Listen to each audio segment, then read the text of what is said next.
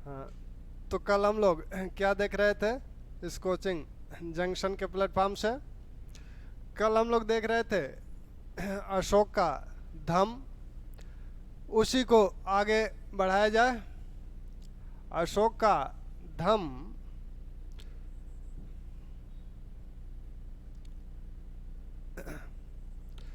अशोक के धम्म में हम लोगों ने देखा था कि इनका व्यक्तिगत धर्म क्या है और इनकी धम्म नीति क्या है।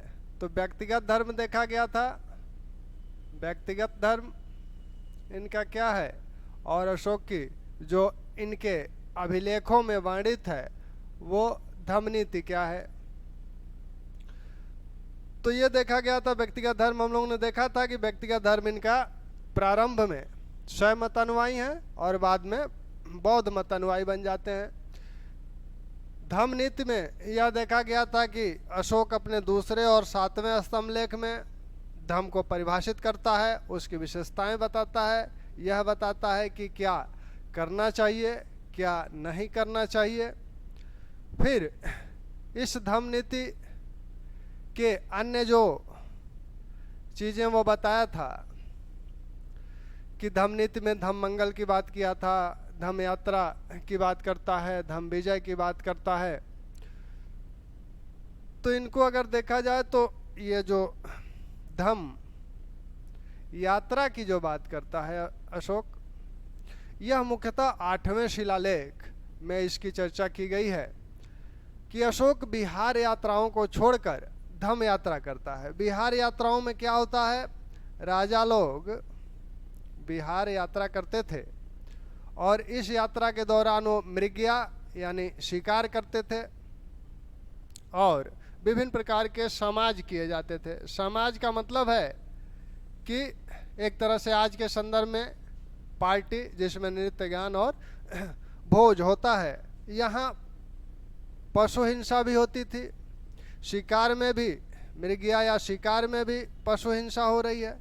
तो अशोक ने इसको छोड़ दिया और समाज में उन समाजों को त्याग दिया जिसमें हिंसा होती थी। अब वह इसकी जगह बिहार यात्राओं की जगह क्या कर रहा है, बिहार यात्राओं की जगह वो धम्म यात्रा शुरू किया। और सबसे पहले अपने राजाभिषेक के 10वें वर्ष वह बोध गया की यात्रा किया और अपने राजाभिषेक के 20वें वर्ष वह कहाँ की यात्रा किया, लुम्बिनी की यात्रा किया। तो 10वें वर्ष वह बोध गया की यात्रा करता है और 20वें वर्ष वह लुम्बिनी की यात्रा करता है। इसका उल्लेख 8वें शिलालेख में हुआ है। इसकी यात्रा संबंधी जो 2 अन्य लघु स्तंभ लेख हैं वो है निगलिवा और रूमनदेई अभिलेख। ये दोनों नेपाल की तराई में हैं। निगलिवा अभिलेख में यह बताया गया है कि अशोक कनक मुनि के स्तूप को द्विगुणित करवाया था, यानी उसे बड़ा बनवाया था। और रूमनदेई अभिलेख से ये पता लगता है कि अशोक लुम्बिनी की यात्रा किया था और चूंकि यह बुद्ध का जन्मस्थल था इसलिए अशोक ने यहाँ क्या किया, इसलिए यहाँ अशोक ने यहाँ जो कर लगता था इस कर को कम कर दिया। कर पहले जो लगता था वो 1/6 भाग लगता था, 1/6 भाग को वह कम कर दिया और 1/6 को कम करके 1/8 भाग कर दिया, 1/8 भाग कर दिया।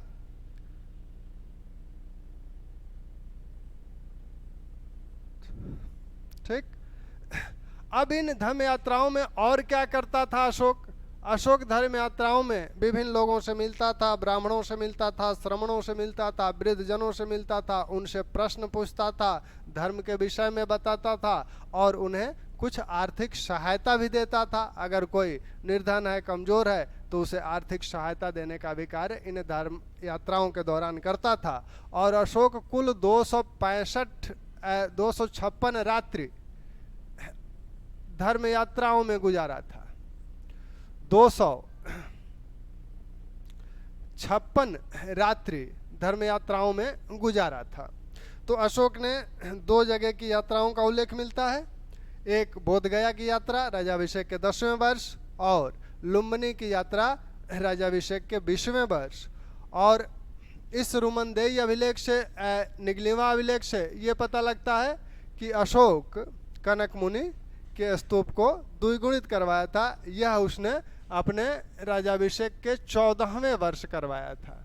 यानी 10वें वर्ष वो बोधगया की यात्रा किया, 14वें वर्ष कनक मुनि के स्तूप को द्विगुणित करवाया और 20वें वर्ष बुद्ध के जन्मस्थल की यात्रा किया। तो ये धम्म यात्रा अशोक के 8वें बृहत शिला लेख में इसका वर्णन है। अब हम लोग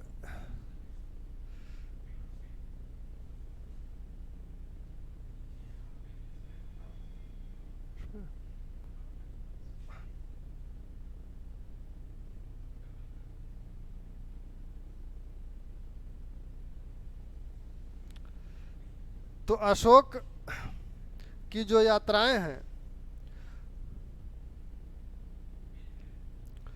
अशोक की यात्राओं के बाद अब जो वो धम्म मंगल की बात करता है, यानी 8वें शिलालेख में क्या करता है, धम्म यात्रा की बात करता है और 9वें शिलालेख में धम्म मंगल की बात करता है। 11वें शिलालेख में वह धम्म दान की बात करता है।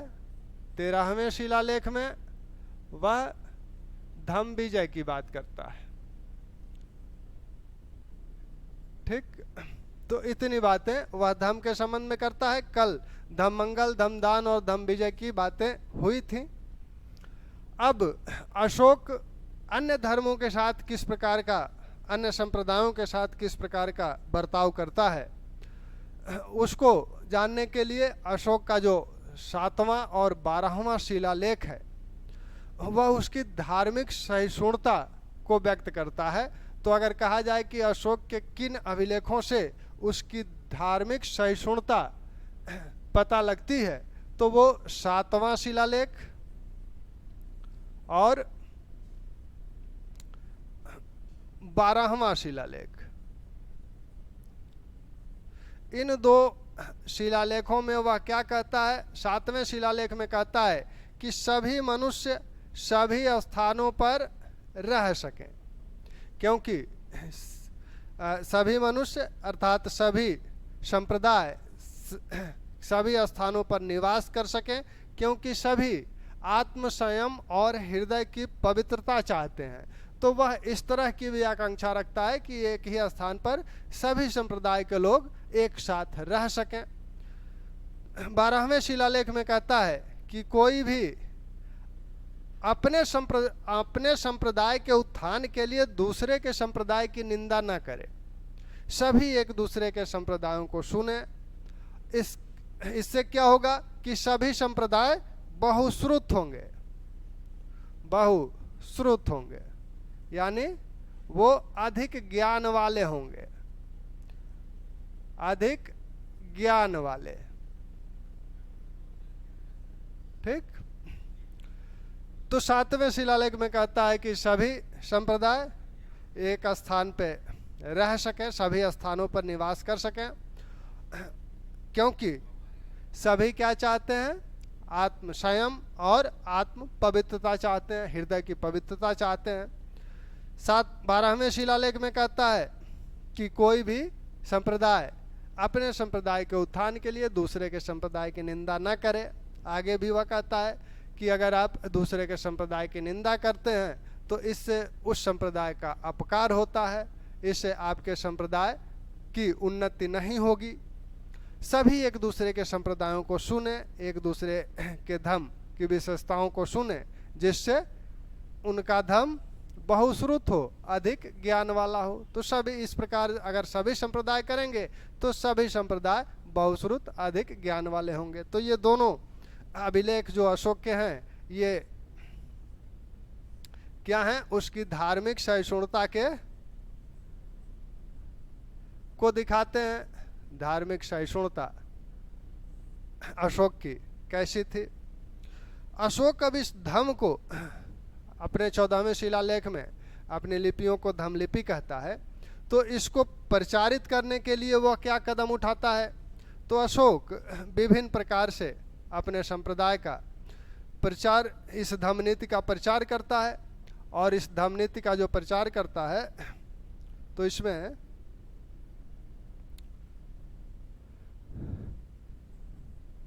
धम्म के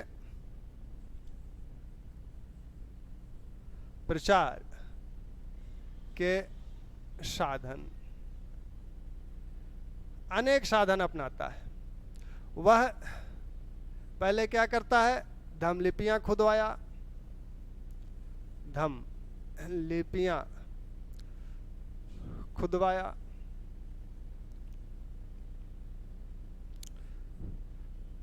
विभिन्न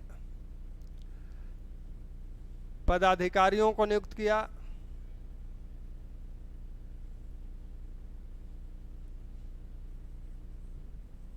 नियुक्ति लोक कल्याणकारी कार्य किया,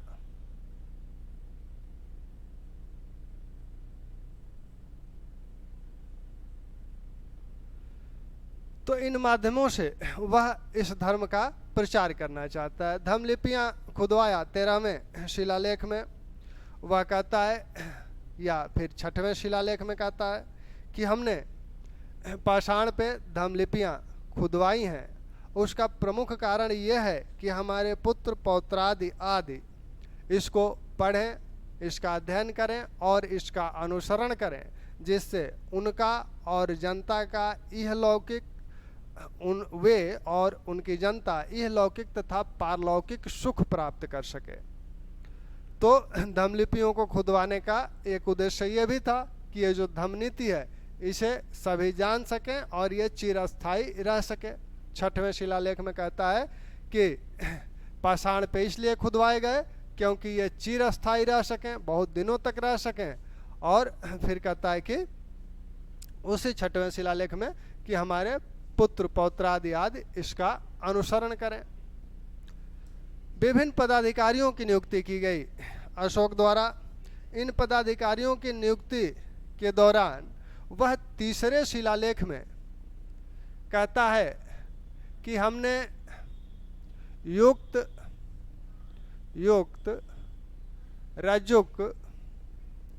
रजुक प्रादेशिक, युक्त रजुक प्रादेशिक को प्रति 5वें वर्ष अपने क्षेत्र में दौरा पर जाने के लिए कहा है। प्रति 5वें वर्ष अपने क्षेत्र में दौरा पर जाने के लिए कहा है।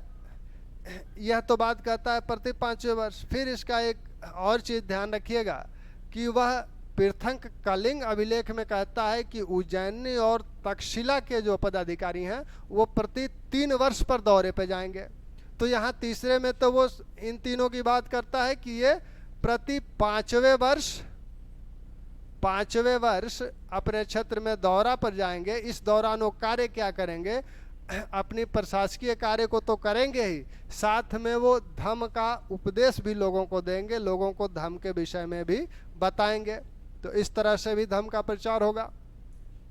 फिर उसके जो 5वां शिलालेख है, 5वें शिलालेख में अशोक कहता है कि हमने धम्म महामात्रों की नियुक्ति की है।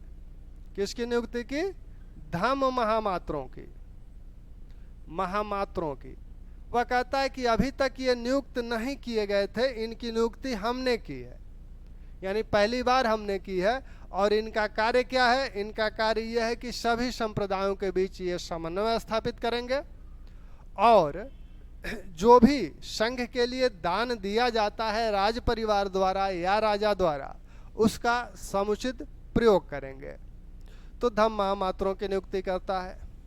ऐसे ही अशोक कुछ और अन्य पदाधिकारियों की नियुक्ति करता है, जिसमें अस्त्राध्यक्ष है, वज्र महामात्र हैं या ब्रजभूमिक हैं।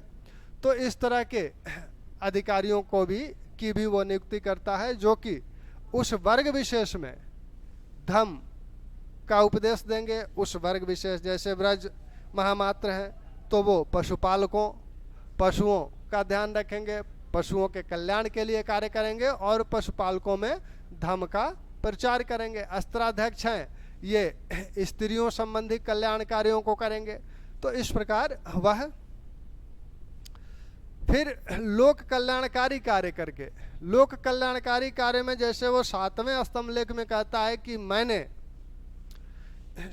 मार्गों के किनारे बट वृक्ष लगवाए हैं जिससे लोगों को छाया मिल सके। मैंने 2-2 6-6 कोस पर कुआं खुदवाया है जिससे लोग अपनी प्यास बुझा सकें।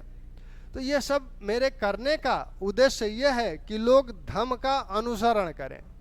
तो 7वें स्तंभ लेख में वह जो बात कहता है कि हमारे द्वारा जो बट वृक्ष लगवाए गए, कुआं खुदवाया गया, सराएं बनवाई गई, इसका मुख्य उद्देश्य यह है कि इससे जनता को सुख मिले और जनता धम का अनुसरण करे।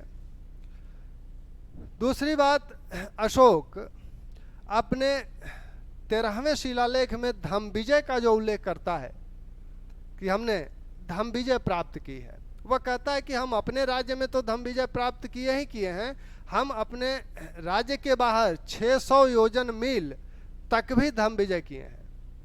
वह इस संदर्भ में यवन राज्यों का उल्लेख करता है, यवन राजाओं की बात करता है कि किन किन यवन राजाओं के राज्य में हमने धम विजय प्राप्त की है, जिसमें वो अंत्योक की बात करता है, अंतिकिन की बात करता है, मग की बात करता है, ऐसे ही आपका अलेक्सुंदर की बात करता है। तो इनका उल्लेख वह 13वें शिलालेख में करता है। और साथ में वह दक्षिण के राज्यों के विषय में भी बताता है। दक्षिण के राज्यों में जैसे आपका इस 13वें शिलालेख में दक्षिण के 3 राज्यों का उल्लेख करता है, कहता है कि चोल, पांड्य, ताम्रपर्णी, यहाँ भी हमने धम विजय की है। अपने देश के अंदर के कुछ क्षेत्रों, कुछ जातियों को बताता है, जैसे यवन, कंबोज, नाभपंथी, नाभक, ऐसे ही आपके पुलिंद, इन क्षेत्रों में भी, इन जातियों पर भी हमने धम विजय प्राप्त किया है। तो इस प्रकार इन साधनों के माध्यम से अशोक अपने धम का प्रचार करता है। लोक कल्याणकारी कार्यों में एक चीज़ और आप कह सकते हैं कि जब वह चिकित्सालय की बात करता है, मनुष्य और पशु दोनों के लिए चिकित्सालय स्थापित करवाता है, तो यह बात वो दूसरे शिलालेख में करता है कि हमने यवन राज्यों में भी और दक्षिण के चोल, पांड्य, केरलपुत्र, सत्यपुत्र, ताम्रपर्णी, इन 5 जगह भी मनुष्य और पशु दोनों के लिए चिकित्सालय स्थापित करवाया। वह यह भी कहता है कि हमने जहाँ दवाइयाँ नहीं पाई जाती थीं, जिस क्षेत्र में, बाहर से मंगाकर दवाइयाँ वहाँ भिजवाई, या जो भी उस समय जड़ी बूटियाँ मिलती होंगी, वो पौधे अगर स्थानीय रूप से कहीं नहीं मिलते थे तो उन्हें बाहर से मंगाकर उन्हें रोपा जाता होगा। तो यह बात भी अशोक कहता है। अब अशोक का धम का स्वरूप क्या था, यह धम क्या था, धम क्या है, मतलब अशोक वाला कीचू धमे नहीं, यानी धम का स्वरूप क्या है, धम की प्रकृति क्या है।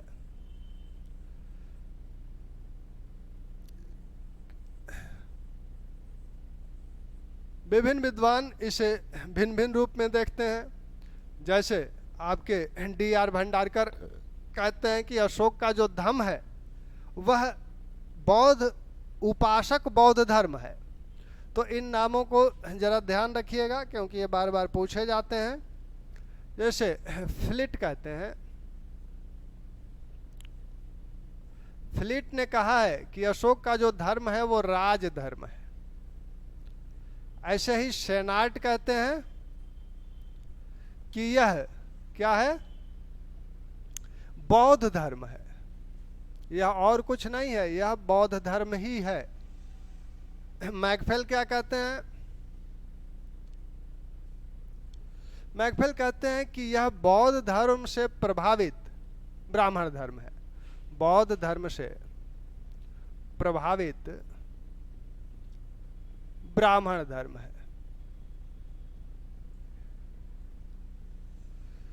हैरास क्या कहते हैं, हैरास ये कहते हैं कि यह ब्राह्मण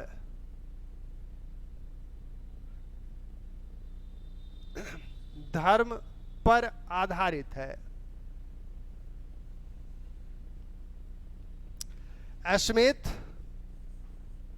स्मिथ और राधा कुमुद मुखर्जी, राधा कुमुद मुखर्जी ये क्या कहते हैं, ये कहते हैं कि ये सभी धर्मों का सार है, सभी धर्मों का सार है।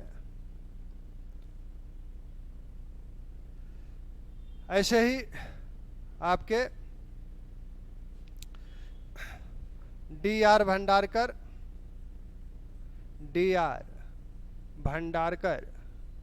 कहते हैं कि यह उपासक बौद्ध धर्म है, उपासक बौद्ध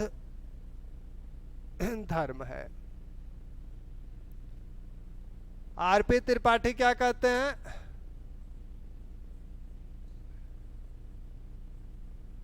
आर.पी. त्रिपाठी कहते हैं कि यह विश्वजनीन है, विश्वजनीन यानी यूनिवर्सल है, यूनिवर्सल है। तो यह विश्वजनीन है, यूनिवर्सल है। तो इन लोगों की बातें ध्यान रखिएगा। साथ में एक नाम और है जो आपका रोमिला थापर। रोमिला थापर का मानना है कि यह जो धर्म है यह अशोक के मस्तिष्क की उपज है, अशोक के मस्तिष्क की उपज है, मस्तिष्क की उपज है। अशोक ने साम्राज्य में हो रहे विद्रोहों को शांत करने के लिए एक आचरण, नैतिक आचरण की संहिता बनाया था कि जिससे लोग इसका पालन करें और विद्रोहों, जिससे कि विद्रोह न हो सके। लेकिन रोमिला थापर का मानना है कि अशोक इसमें सफल नहीं हुआ था। तो ये आपके अशोक का धम्म था। अब हम लोग आए अशोक के अभिलेखों की ओर। अशोक के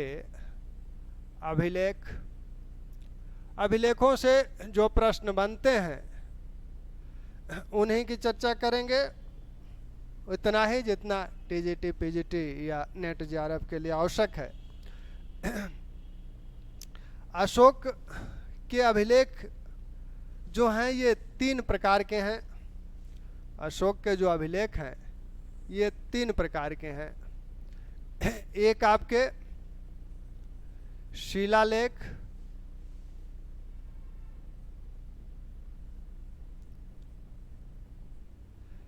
एक स्तंभ लेख और एक प्रकार है आपका गुहा लेख। गुहा लेख यह जो हालांकि सभी शिलाओं पे ही हैं, क्योंकि गुहाएं जो भी, गुहा यानी गुफा, ये भी जो बनाई गई हैं ये पहाड़ियों के काट के ही बनाई गई हैं। तो सभी लेख उसने पत्थर पे ही खुदवाए थे। अभी धातु संबंधी कोई लेख अशोक का नहीं मिला है, हालांकि चंद्रगुप्त का मिला है। चंद्रगुप्त का जो सहगौरा अभिलेख है उत्तर प्रदेश से जो मिला है वह ताम्र पत्र पर है। लेकिन ये सभी अभिलेख आपके पत्थर पे हैं, शिलाओं पे हैं। शिलालेख उन क्षेत्रों में हैं जो पहाड़ी क्षेत्र हैं। तो पहाड़ियों को मान लीजिए जैसे ये पहाड़ है तो थोड़ा सा उबड़ खाबड़ है, तो उसको समतल करके उस पर लेख अंकित कराए गए हैं। तो पहाड़ी क्षेत्रों में ये शिलालेख बनवाए गए हैं। ये भी दो प्रकार के हैं। इन शिलालेखों के भी दो प्रकार हैं। एक आपका बृहद शिलालेख, दूसरा लघु शिलालेख। लघु शिलालेख और बृहद शिलालेख। बृहद शिलालेख में 14 लेख हैं। ये 8 स्थानों से प्राप्त हुए हैं। स्थान कितने?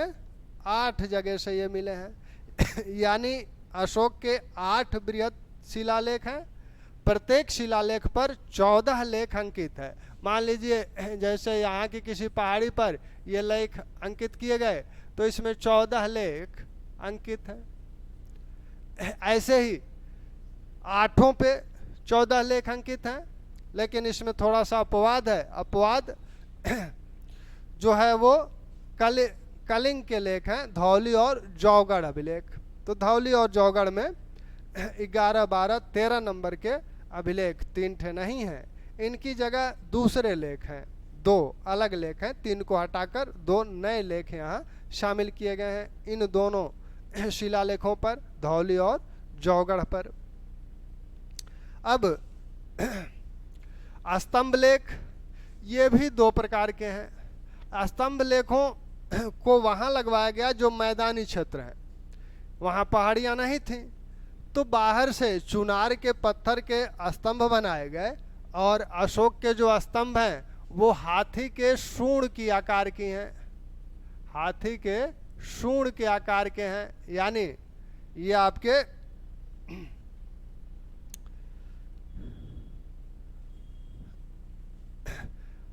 नीचे से ऊपर की तरफ ये पतले होते गए हैं।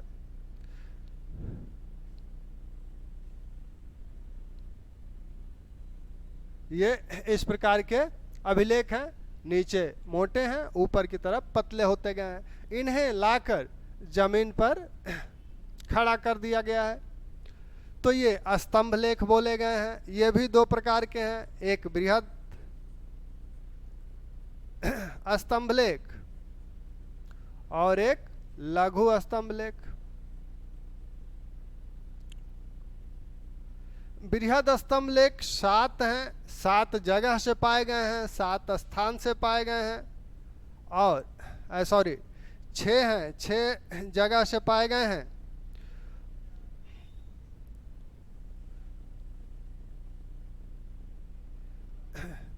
छह स्थान से पाए गए हैं और इन पर लेख जो हैं 7 लेख अंकित हैं। तो इन पर 7 लेख अंकित हैं और 6 स्थानों से ये पाए गए हैं। वैसे ही लघु स्तंभ लेख हैं, इन पर ये 7 लेख नहीं हैं, हालांकि ये अशोक के शासनादेश हैं एक तरह से, और कुछ दान की बातें बताई गई हैं। गुहा लेख, अशोक ने नागार्जुनी और बराबर पहाड़ियों पर आजीवक संप्रदाय के लिए गुफाओं का निर्माण करवाया था और उस पर जो लेख अंकित हैं उन्हें गुहा या गुफा लेख कहा जाता है। अशोक के अभिलेखों की खोज सबसे पहले 1750 में टी पेंथेलर ने किया था। दिल्ली मेरठ अभिलेख सबसे पहले खोजा गया था। दिल्ली मेरठ अभिलेख की खोज सबसे पहले हुई 1750 में टी पेंथेलर द्वारा। तो सबसे पहला अभिलेख, सबसे पहला अभिलेख जो खोजा गया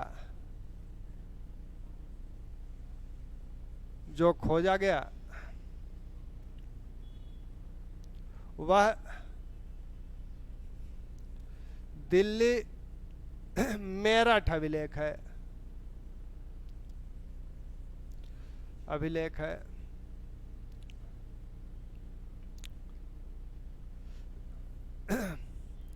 1750 में टी पेंथेलर ने इसे खोजा था।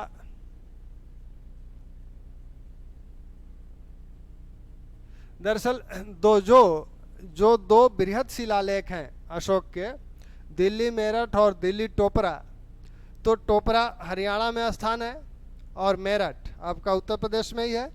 तो दिल्ली टोपरा और दिल्ली मेरठ अभिलेख, दिल्ली टोपरा दिल्ली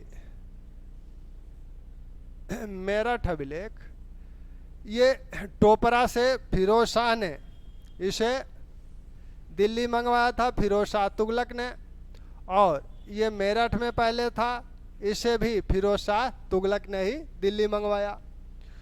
ये दोनों अभिलेख फिरोज शाह द्वारा सॉरी ये आपके जो हाँ ठीक है, ये जो अभिलेख हैं ये कौन से हैं? ये आपके स्तंभ लेख हैं, ये स्तंभ लेख हैं।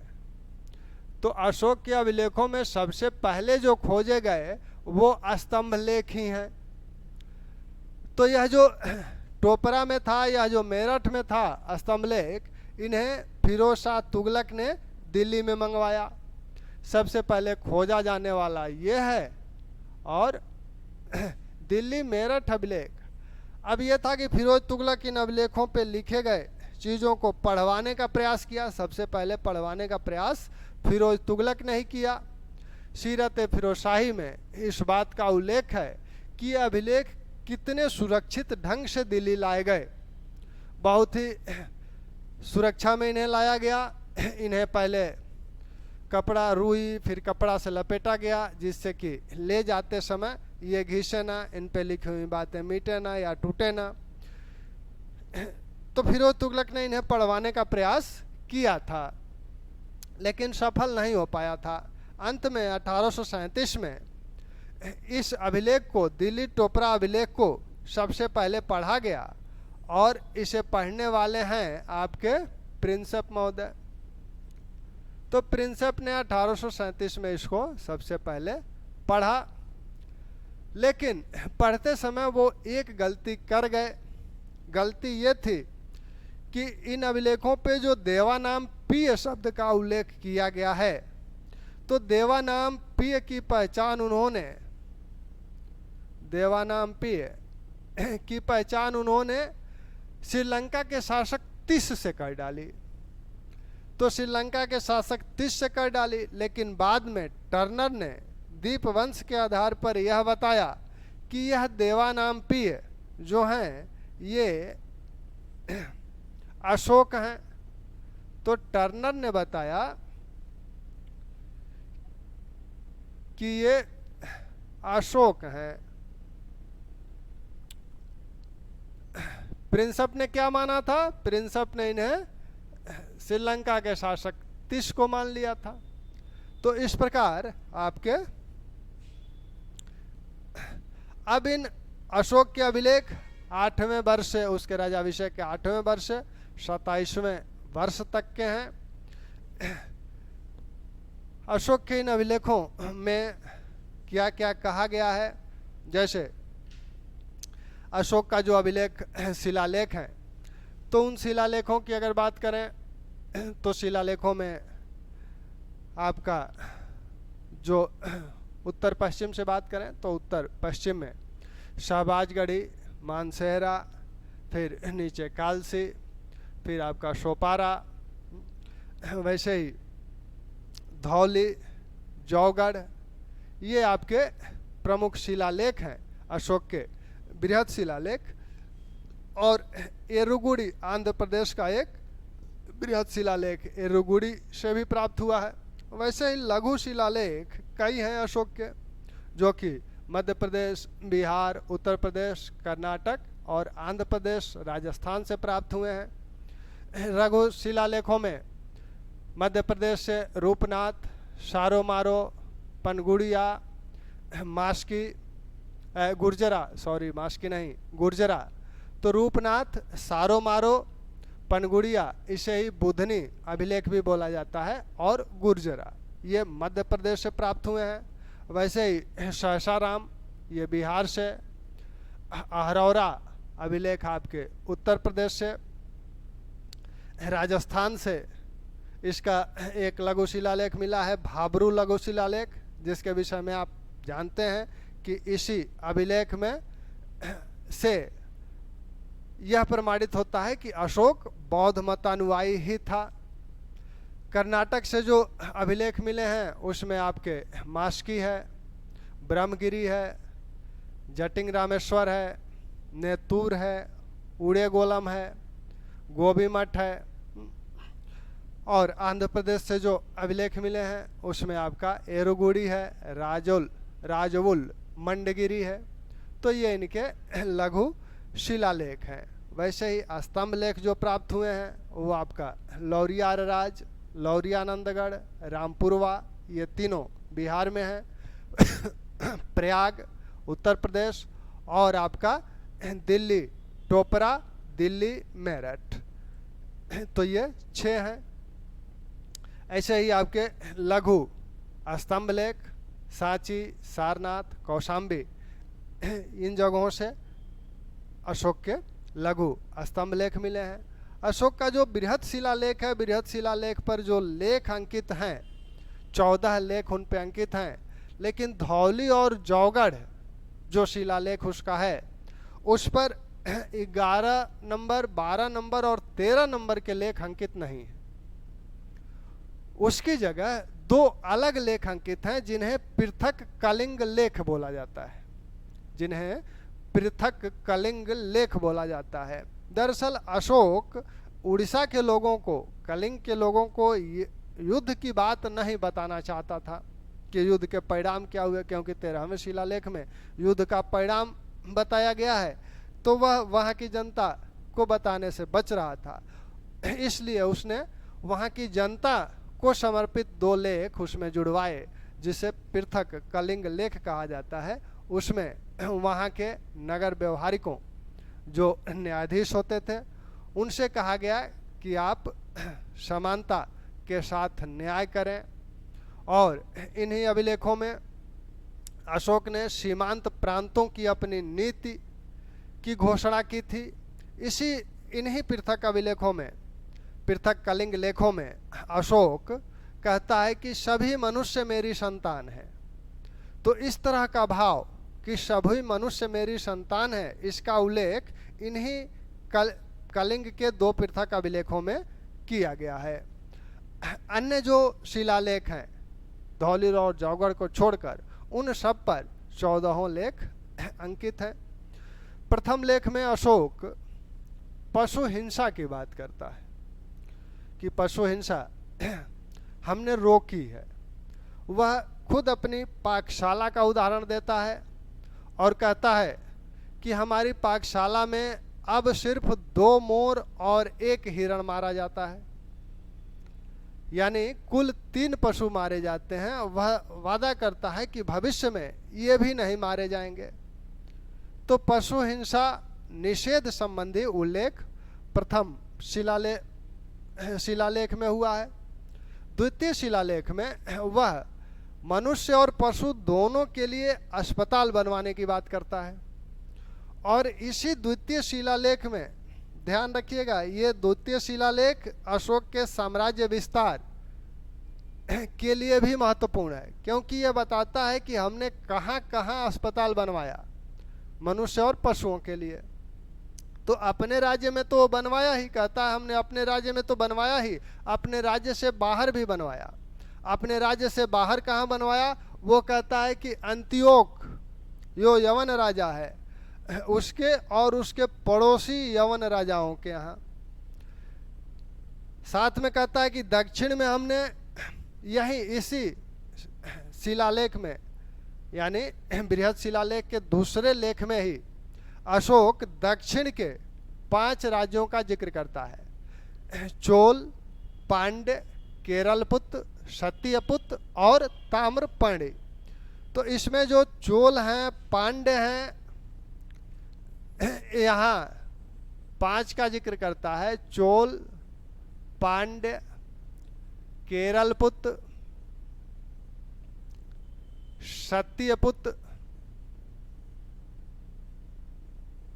और ताम्रपर्णी। ये जो है बहुवचन में है, यानी ये राज्य हैं। ये जो है एक वचन में है, यानी ये राजा होंगे। और चोल को आप जानते ही हैं, चोलों का राज्य कहाँ था? चोलों का राज्य आपका ये वाला क्षेत्र चोलों का राज्य है, ये पांड्यों का है, इधर चेर है। तो चेर और केरल और सत्यपुत्र इधर हैं, चोल ये हैं, पांड्य ये हैं, और ताम्रपर्णी आपका श्रीलंका है, ये श्रीलंका है।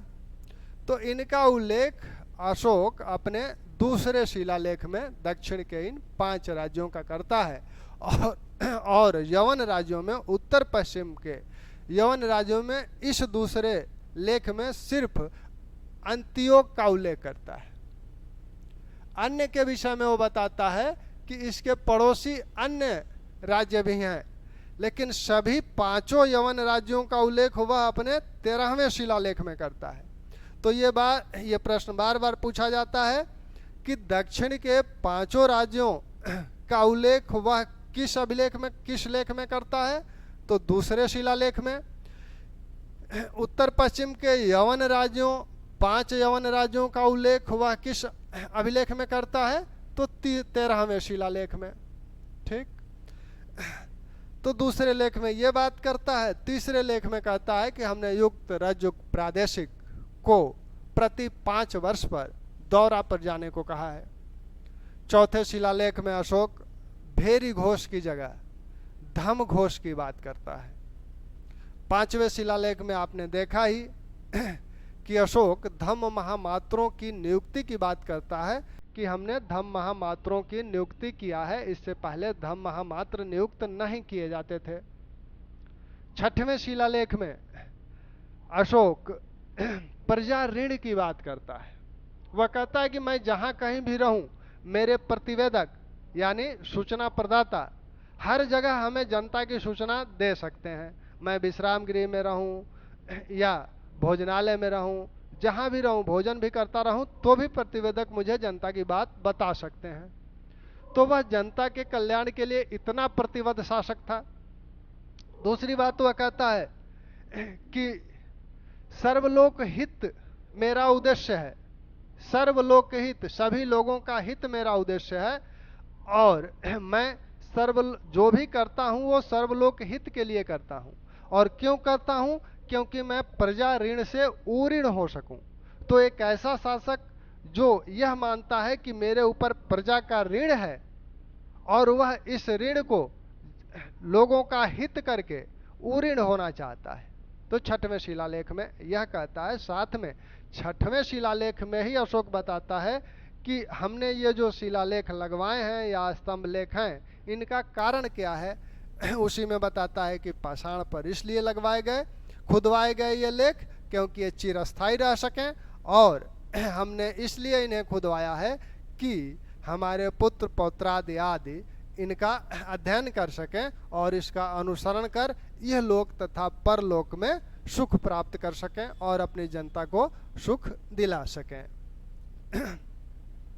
7वें शिलालेख की बात हम लोगों ने अशोक की धार्मिक सहिष्णुता में देखा ही कि अशोक 7वें शिलालेख में कहता है कि सभी स्थानों पर सभी संप्रदाय निवास कर सकें, क्योंकि वो सभी आत्मसंयम और हृदय की पवित्रता चाहते हैं।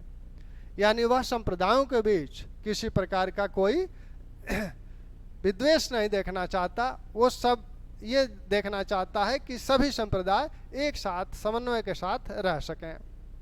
8वें शिलालेख में हम लोगों ने देखा है कि धम्म यात्राओं का उल्लेख करता है।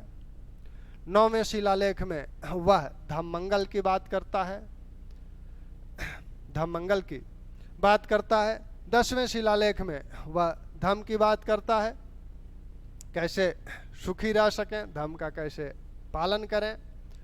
11वें शिलालेख में वो धम्मदान की बात करता है और 13वें शिलालेख में वो धम्म विजय की बात करता है। तो कल इसी को कंटिन्यू रखेंगे, इसको लिख देंगे, आप नोट कर लीजिएगा। Thank you.